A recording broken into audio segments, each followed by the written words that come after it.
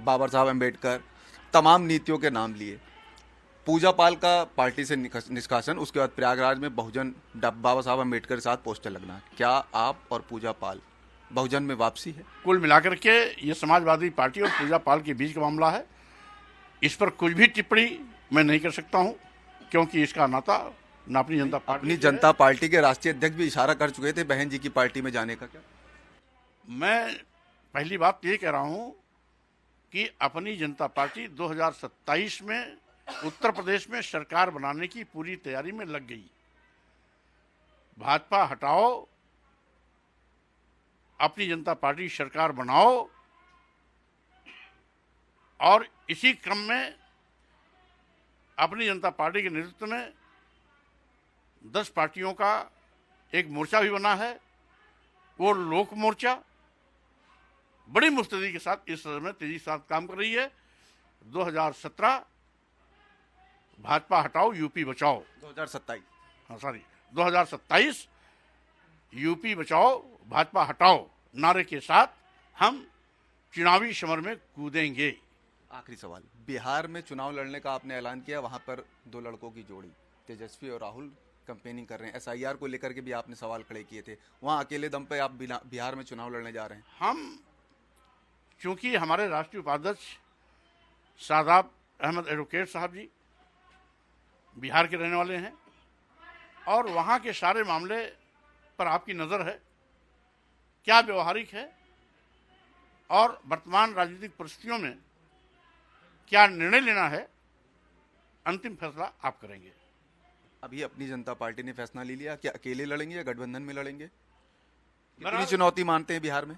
अभी स्वाभाविक रूप से जिस तरीके से एसआईआर के नाम पर बड़े पैमाने पर वोट कटवाने का अभियान चल रहा है, इससे प्रतीत होता है बिहार में भारतीय जनता पार्टी अपनी आसन्न हार को देखते हुए डर गई। उसकी चुनावी वैतरणी पार होना संभव नहीं है, इसीलिए बड़े पैमाने पर वोट कटवाने का पाप कर रही है। जबकि 2014 से लगातार भाजपा गठबंधन की ही सरकार है और इन्हीं के सरकार में वोट बढ़े हैं और इन्हीं की सरकार में वोट काटे जा रहे हैं, तो दोनों के पाप के भागीदार हैं। और एक चीज कहते हैं ये बाहर से आ गए, ये बांग्लादेश से आ गए, ये रोहिंग्या आ गए। आखिर केंद्र सरकार किसकी है? केंद्र के सीमा की चौकसी करने की जिम्मेदारी किसकी है?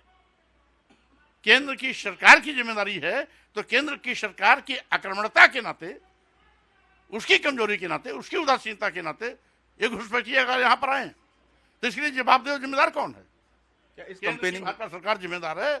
इसलिए इसके लिए मोदी जी की सरकार को सार्वजनिक रूप से इस देश की जनता से क्षमा याचना करनी चाहिए। राहुल और तेजस्वी की यात्रा एसआईआर जो लेकर के कैंपेनिंग कर रहे हैं, उसमें क्या शामिल होंगे आप? स्वाभाविक रूप से लोकतंत्र बचाने के लिए इनका जो अभियान चल रहा है, अपनी जनता पार्टी उससे सहमत है।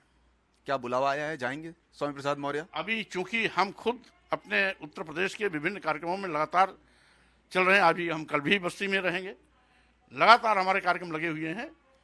अगर अवसर मिलेगा, समय मिलेगा, यानी अगर इनविटेशन अगर आएगा तो स्वामी प्रसाद मौर्य जाएंगे? नहीं, ये कोई जरूरी नहीं है। हम लोकतंत्र को बचाने के लिए किसी के आमंत्रण की प्रतीक्षा नहीं करते हैं।